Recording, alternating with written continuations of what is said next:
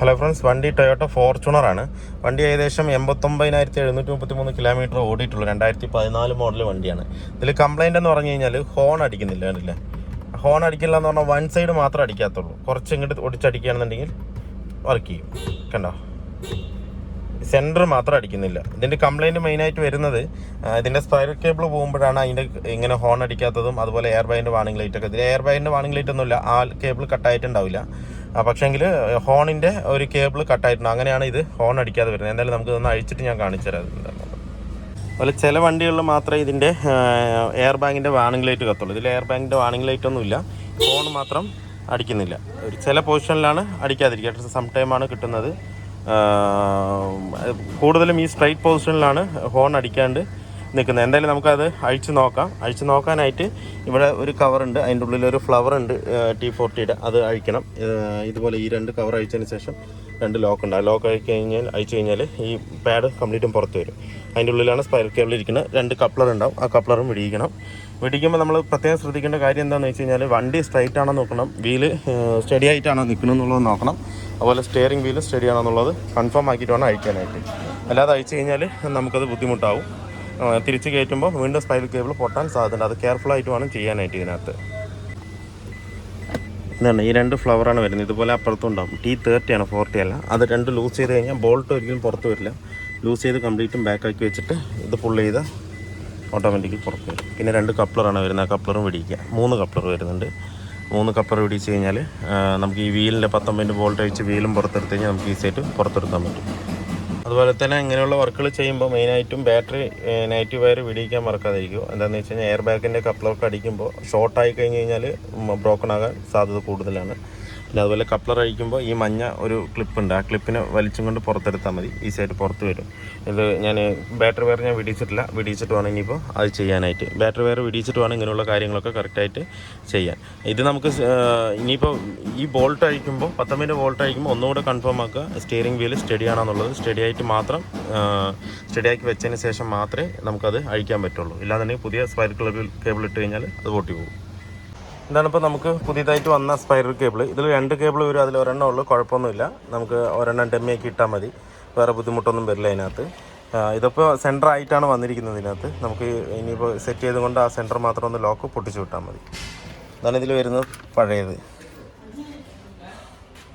നമ്മുടെ ഫോർച്യൂണറിൻ്റെ work complete ആയിട്ടുണ്ട്. ഇതിൻ്റെ ഡീറ്റെയിൽ ആയിട്ടുള്ള ഒരു വീഡിയോ ഞാൻ നേരത്തെ ചെയ്തിട്ടുണ്ട്, കാണാത്തവർ അതൊന്ന് കാണുക. അതുകൊണ്ടാണ് ഞാൻ അഴിക്കുന്നതും പിടിക്കുന്നതൊന്നും കാണിക്കാതിരുന്നത്. എന്താ വെച്ചാൽ ഓൾറെഡി നമ്മൾ ഇതിൻ്റെ ഒരു വീഡിയോ ഡീറ്റെയിൽ ആയിട്ടുള്ള കംപ്ലീറ്റ് വീഡിയോ നമ്മൾ ചെയ്തിട്ടുണ്ട്. അപ്പോൾ ഇതിൽ കംപ്ലൈൻറ്റ് വന്നത് ചില വണ്ടികളിൽ ABSൻ്റെ വാണിംഗ് ലൈറ്റ് കത്തും, ചില വണ്ടികൾ ഹോൺ അടിക്കില്ല, ചില വണ്ടികളിൽ ഒരു നിശ്ചിത പൊസിഷനിൽ മാത്രം ഹോൺ അടിക്കില്ല. അത് സം ടൈം ചിലപ്പോൾ. ഇപ്പോൾ ഇതിലിപ്പോൾ നമ്മുടെ വണ്ടിയിലിപ്പോൾ വന്ന വണ്ടിയിൽ കംപ്ലൈൻറ്റ് എന്ന് പറഞ്ഞു കഴിഞ്ഞാൽ സ്ട്രൈറ്റ് പൊസിഷനിൽ ഹോൺ അടിക്കുന്നില്ല. സ്ട്രൈറ്റ് ആയിരിക്കുമ്പോൾ മാത്രം ഹോൺ അടിക്കുന്നില്ല. പക്ഷേ ഒരു പടിക്കോ അങ്ങോട്ടോ ഒരു പടിക്കോ അങ്ങോട്ടോ ആക്കി കഴിഞ്ഞ് കഴിഞ്ഞാൽ കറക്റ്റായിട്ട് അടിക്കുന്നുണ്ട്. അതെന്താണെന്ന് വെച്ച് കഴിഞ്ഞാൽ സ്പൈറൽ കേബിളിൻ്റെ ഉള്ളൊരു ബെൽറ്റ് പോലത്തെ ഒരു ഇതാണ്, ഒരു എന്താ പറയുക, ഒരു കേബിളല്ല അതിന് പറയുക, വേറെ എന്തൊരു പേര് പറയുക അതിനകത്ത്. ആ ഒരു സാധനം ഇടയിൽ വെച്ച് എവിടെയെങ്കിലും കട്ടായിട്ടുണ്ടാവും. കട്ടാകുമ്പോഴാണ് ഈ സംഭവം ഹോൺ അടിക്കാതിരിക്കുന്നതും അതുപോലെ എയർ ബാഗിൻ്റെ വാണിംഗ് ലൈറ്റ് കത്തുന്നതും ഒക്കെ കംപ്ലൈൻറ്റ് വരുന്നത്. നോർമലി എപ്പോഴും വരാറുള്ള കംപ്ലൈൻറ്റ് തന്നെയാണ്. കുറേ അങ്ങോട്ടും ഇങ്ങോട്ടും തിരിക്കുമ്പോൾ അത് ദ്രവിച്ച് ചിലപ്പോൾ ക്രാക്ക് ആകാനും പൊട്ടാനും ഒക്കെ സാധ്യതയുണ്ട്. അതുകൊണ്ട് അങ്ങനെ വരുന്ന കംപ്ലൈൻറ്റാണത്. അപ്പോൾ അത് ഞാൻ പറഞ്ഞ പോലെ അഴിക്കാനായിട്ട് വേറെ പ്രത്യേകിച്ച് ടെൻഷനോ കാര്യങ്ങളൊന്നും. പല ആൾക്കാർക്കും ഈ അലൈൻമെൻറ്റിന് പോയാൽ തന്നെ അയ്യോ എയർ ബാഗ് ഉള്ളതാണ്, അഴിക്കാൻ ബുദ്ധിമുട്ടാണ്, അല്ലെങ്കിൽ അഴിച്ചാൽ പൊട്ടും പിടിക്കും, ഇതൊന്നും ഇല്ല കേട്ടോ. ഒരു പ്രശ്നമില്ല. അത് സ്റ്റിയറിംഗ് ഒന്ന് സെൻറ്ററാക്കി വെച്ചും കൊണ്ട് അഴിച്ചാൽ മതി. നെഗറ്റീവ് വയർ ഒന്ന് വിടിയിച്ച് കഴിഞ്ഞാൽ അത്രയും സേഫ്റ്റി ആയിരിക്കും. ഇല്ലെങ്കിൽ കുഴപ്പമൊന്നും വരാനില്ല ഇതിനകത്ത്. പക്ഷേ എങ്കിലും നമ്മുടെ ഭാഗത്തൊരു സേഫ്റ്റി എന്നൊരു നിലയ്ക്ക് നമ്മൾ നെഗറ്റീവ് വയറൊക്കെ വിട്ടിട്ട് ചെയ്ത് കഴിഞ്ഞാൽ ഒന്നും പേടിക്കാനില്ല. അതുപോലെ തന്നെ അലൈൻമെൻറ്റിനൊക്കെ പോകുമ്പോൾ സ്റ്റിയറിംഗ് കുറച്ച് അങ്ങോട്ടോ ഇങ്ങോട്ടോ തിരിച്ചിടേണ്ട ഒരു അവസ്ഥ വരുമ്പോൾ പല അലൈൻമെൻറ്റ് ഷോപ്പിലും നമ്മളെ ഇപ്പോൾ മെക്കാനിക്കൽ വിളിക്കുക ചെയ്യാറ്. വിളിച്ച് ചെയ്ത് അത്രയും നന്ന്. പക്ഷേങ്കിൽ വലിയ പ്രശ്നമൊന്നുമില്ല ഇതിനകത്ത്. 2 സൈഡ് വരുന്ന 2 T30യുടെ 2 ഇത് അഴിച്ച് കഴിഞ്ഞാൽ നേരെ എടുത്ത കപ്ലർ പിടിച്ച് കഴിഞ്ഞാൽ കഴിഞ്ഞു. എയർ ബാഗ് എടുത്ത് മാറ്റി വെച്ചതിന് ശേഷം പിന്നെ നമ്മൾക്ക് നോക്കേണ്ടത് ഒരേ ഒരു കാര്യം മാത്രമേ ഇതിനകത്ത് ശ്രദ്ധിക്കുന്നുള്ളൂ. സ്റ്റിയറിംഗ് വീൽ വീല് സെൻറ്റർ ആക്കിയിട്ട് മാത്രമേ നമ്മൾ അഴിക്കാൻ പറ്റുള്ളൂ. അതുപോലെ തിരിച്ച് കയറ്റുമ്പോൾ സെൻറ്റർ ആയിട്ട് മാത്രമേ തിരിച്ച് കയറ്റും. അഴിക്കുമ്പോൾ സെൻറ്റർ ആക്കി വെച്ച് കയറ്റി നമ്മൾ തിരിച്ച് കയറ്റുമ്പോൾ ഓട്ടോമാറ്റിക്കലി അങ്ങനെ കയറ്റുള്ളൂ. അത് മാത്രം നമ്മൾ ശ്രദ്ധിച്ചാൽ മതി. നമ്മളല്ലാതെ നമ്മൾ ഒരു പൊടിക്ക് റൈറ്റോ ലെഫ്റ്റോ ഒരു റൗണ്ടൊക്കെ അര റൗണ്ടൊന്നും കുഴപ്പം വരില്ല. ഒരു റൗണ്ടൊക്കെ ഫുള്ളായിട്ട് നമ്മൾ തിരിച്ചിട്ട് നമ്മൾ അഴിക്കുകയാണെന്നുണ്ടെങ്കിൽ തിരിച്ച് കയറ്റുമ്പോൾ നമുക്ക് ഏത് പൊസിഷനിൽ അഴിച്ചെന്നുള്ള കാര്യം നമുക്ക് ധാരണ ഉണ്ടാവില്ല. ആ സമയത്ത് നമ്മൾ എന്താ പറയുക, റോങ് ആയിട്ട് നമ്മൾ വീല് ഇങ്ങനെ ചരിഞ്ഞ് നിൽക്കുന്നുണ്ട്. നമ്മൾ സ്റ്റിയറിംഗ് വീല് സെൻറ്ററായിട്ട് പിടിപ്പിച്ച് കഴിഞ്ഞാൽ തിരിക്കുമ്പോൾ ഉറപ്പായിട്ട് 100% സ്പൈറൽ കേബിൾ പൊട്ടുന്നുള്ള കാര്യം 100% ഉറപ്പാണ്. പൊട്ടുക തന്നെ ചെയ്യും. അപ്പോൾ ആ ഒരു കാര്യം മാത്രമേ നമുക്ക് ഈ സ്പൈറൽ കേബിൾ മാറുമ്പോൾ ശ്രദ്ധിക്കാനുള്ളൂ. മാറുമ്പോഴാണെങ്കിൽ ശരി, ഇനി എന്തെങ്കിലും കാരണം കൊണ്ട് നമ്മൾ സ്റ്റിയറിംഗ് വീലോ അല്ലെങ്കിൽ സ്റ്റിയറിംഗ് റാക്കോ അങ്ങനെ എന്തെങ്കിലും അഴിക്കുമ്പോൾ ശ്രദ്ധിക്കേണ്ട ഒരൊറ്റ കാര്യം ഈ ഒരു കാര്യം മാത്രമേ ഉള്ളൂ. വീലും സെൻറ്റർ ആവണം, സ്റ്റിയറിംഗ് വീലും സെൻറ്റർ ആവണം, അത്ര മാത്രമേ ഉള്ളൂ. ബാക്കി ഒരു പ്രശ്നവുമില്ല, ഒരു പേടിക്കേണ്ട ആവശ്യമില്ല ഇത് അഴിക്കാനും മാറാനുമായിട്ട്. ഇതിപ്പോൾ നമ്മൾ ഇട്ടിരിക്കുന്ന ജെന്യൂൻ പാർട്സ് അല്ല ഇട്ടിരിക്കുന്നത്, ഔട്ടർ മാർക്കറ്റാണ് ഇട്ടിരിക്കുന്നത്. ജെന്യൂൻ പാർട്സിന് ഏകദേശം ഒരു 12-13 രൂപ റേഞ്ച് വരുന്നുണ്ട്, നല്ല വില വരുന്നുണ്ട്. അപ്പോൾ കസ്റ്റമർക്ക് അത്രയും എമൗണ്ട് ഇല്ല, അതുകൊണ്ട് നമ്മൾ സാധാരണ നോർമലായിട്ടാണ് ഇട്ട് കൊടുത്തിരിക്കുന്നത്. ഞാൻ സ്ഥിരം ചെയ്യാറാണ്, ഇതുവരെയും കംപ്ലൈൻറ്റുകളൊന്നും വന്നിട്ടില്ല. ഇതിന് വാറണ്ടിയും ഇല്ല, എപ്പോൾ എന്താണെങ്കിലും സംഭവിക്കാം. പക്ഷേ ഇങ്ങനെ കംപ്ലൈൻ്റ് ഒന്നും ഇതുവരെ വന്നിട്ടില്ല, പക്കയായിട്ട് തന്നെ വർക്ക് ചെയ്യുന്നുണ്ട്. 3-4 വർഷമൊക്കെ അതിൻ്റെ മേലെയൊക്കെ നിന്നതുണ്ട്. നമ്മൾ മാറ്റിയത് ഇപ്പോഴും റണ്ണിങ്ങിൽ ഓടിക്കൊണ്ടിരിക്കുന്നുണ്ട്, കുഴപ്പമൊന്നുമില്ല. ഇതിൽ വേറെ പ്രത്യേകിച്ചൊന്നുമില്ല, ഒരു സർക്യൂട്ട് ലൈൻ മാത്രമേ ഉള്ളൂ. അത് അങ്ങോട്ടും ഇങ്ങോട്ടും തിരിക്കുമ്പോൾ അതൊന്ന് അങ്ങോട്ടും ഇങ്ങോട്ടും ആണ്, അത്രേ ഉള്ളൂ. വേറെ ഒന്നും ഇതിനകത്ത് വരാനില്ല. പിന്നെ ഒരു കാര്യം ശ്രദ്ധിക്കേണ്ടതെന്ന് വെച്ച് കഴിഞ്ഞാൽ, നമ്മൾ ഇത് സെറ്റ് ചെയ്ത് കഴിഞ്ഞാൽ എല്ലാ ബട്ടണുകളും വർക്ക് ചെയ്യേണ്ടതെന്ന് നോക്കണം. ഇതിപ്പോൾ വോളിയം ബട്ടൺ ഇല്ലാന്നുണ്ടെങ്കിൽ പവർ ബട്ടൺ, അങ്ങനെയുള്ള എല്ലാ ബട്ടണും ഇതിനകത്ത് വർക്ക് ചെയ്യേണ്ടതെന്നുള്ളത് നമ്മൾ പ്രത്യേകം ശ്രദ്ധിക്കണം.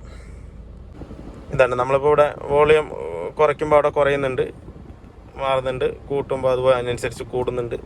പിന്നെ അപ്പ് ആൻഡ് ഡൗൺ വർക്ക് ചെയ്യുന്നുണ്ട്. പിന്നെ ഫോണിൻ്റെയാണിത്, അതല്ലേ, അത് കൊടുക്കുമ്പോൾ വരുന്നുണ്ട്. ഫോൺ കണക്റ്റഡ് അല്ല, അതുകൊണ്ട് ഒരു സിഗ്നൽ കാണിക്കുന്നുണ്ട്. പിന്നുള്ളത് പിന്നെ ബാക്കി വേറെ പ്രത്യേകിച്ചൊന്നുമില്ല. ഫുൾ റൗണ്ട് തിരിച്ചതിന് ശേഷം 2-3 പ്രാവശ്യം ഹോൺ അടിച്ച് നോക്കുക, അത്രേ ഉള്ളൂ. വേറെ പ്രത്യേകിച്ചൊന്നും ഇതിനകത്ത് ശ്രദ്ധിക്കാനില്ല മാറ്റാനായിട്ട്. പിന്നെ ഒക്കെ ക്ലിപ്പിംഗ് ആണ്. ഏറ്റവും കൂടുതൽ പണിയെടുക്കാൻ സുഖം ടൊയോട്ടയുടെ വണ്ടികളാണ്. എന്താ വെച്ച് കഴിഞ്ഞാൽ നമുക്ക് മെക്കാനിക്കലി ഫ്രണ്ട്ലി ആയിട്ടാണ് ഓരോ സാധനം നമ്മൾ ഇതിൽ സെറ്റ് ചെയ്തിരിക്കുന്നത്. അപ്പോൾ ഇതും അഴിക്കാനും പിടിക്കാനും പറയാൻ ഫോർച്യൂണറാണ്, വലിയ വണ്ടിയാണ്, അങ്ങനെയൊന്നും ഇതില്ല. അഴിക്കാനൊക്കെ സിമ്പിളാണ്. ഏത് അൾട്ടോ ചെയ്യുന്ന ആൾക്കാർക്കും അല്ലെങ്കിൽ 800 ചെയ്യുന്ന ആൾക്കാർക്കും ഇത് ചെയ്തെടുക്കാൻ പറ്റുന്ന വണ്ടിയാണ് ഈ ടൊയോട്ടയുടെ വണ്ടി. അത്രയും മെക്കാനിക്കൽ നമുക്ക് നോക്കിയാൽ തന്നെ അറിയാൻ പറ്റും. ഓരോരോ നിട്ടും ബോൾട്ടും കൊടുത്തിരിക്കുന്നത് അതിനനുസരിച്ചാണ് ഇതിനകത്ത് കൊടുത്തിരിക്കുന്നത്. ഇതിപ്പോൾ ഓക്കെയാണ്, എല്ലാം പക്കയാണ്. അതുപോലെ ഹോണൊക്കെ ഇപ്പോൾ കറക്റ്റായിട്ട് വർക്ക് ചെയ്യുന്നുണ്ട്. സ്ട്രൈറ്റ് പൊസിഷനിലും മിസ്സിംഗ് ഒന്നുമില്ല, പക്കയായിട്ട് വർക്ക് ചെയ്യുന്നുണ്ട്. അപ്പോൾ വീഡിയോ എല്ലാവർക്കും ഇഷ്ടമായിരുന്നു ലൈക്ക് ചെയ്യുക, ഷെയർ ചെയ്യുക, അതുപോലെ തന്നെ സബ്സ്ക്രൈബ് ചെയ്യുക. സബ്സ്ക്രൈബ് ചെയ്യാതെയാണ് വീഡിയോ കാണുന്നതെങ്കിൽ ഒന്ന് സബ്സ്ക്രൈബ് ചെയ്ത് സപ്പോർട്ട് ചെയ്യുക. അപ്പോൾ മറ്റൊരു വീഡിയോയിലേക്ക് കാണുന്നവരെ എല്ലാവർക്കും ബൈ. പിന്നൊരു കാര്യം, ഇത് നമ്മുടെ യൂട്യൂബർ സബ്സ്ക്രൈബറാണ്, വീഡിയോ കണ്ടിട്ട് വന്നതാണ്. അടുത്ത് തന്നെയാണ്, വീഡിയോ കണ്ടിട്ടാണ് നമ്മൾ പണിയെടുക്കാൻ വേണ്ടി വന്നത്. അപ്പോൾ നമ്മൾ ആ ഭാഗം പക്കയായിട്ട് ക്ലിയർ ആക്കിയിട്ട് കൊടുത്തിട്ടുണ്ട്.